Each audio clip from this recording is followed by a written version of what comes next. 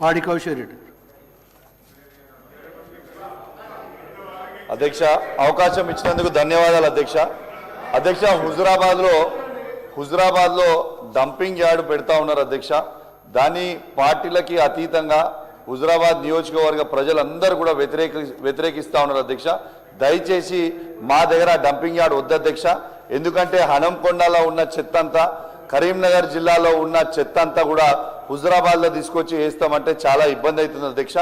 దయచేసి మా హుజురాబాద్ నియోజకవర్గ ప్రజల పక్షాన ఎటు పరిస్థితిలో మాకు ఆ డంపింగ్ యార్డ్ వద్దు అనేది మేము రిక్వెస్ట్ చేస్తున్నాం అధ్యక్ష. ఆ డంపింగ్ యార్డ్ పెడితే రేపు నీళ్లు కలుషితమై రేపు పశువులకి నీళ్ళు తాగడానికి కూడా ఇబ్బంది అవుతుంది, వ్యవసాయం చేయడానికి కూడా ఇబ్బంది అవుతుంది, ఆ నీళ్ళకు కూడా ఇబ్బంది అవుతుంది. కాబట్టి దయచేసి మేము దండం పెట్టి చెప్తున్నాము, మాకు దయచేసి ఆ డంపింగ్ యార్డ్ వద్దు అని మీ ద్వారా ముఖ్యమంత్రి గారికి తెలియజేస్తా ఉన్నాం అధ్యక్ష.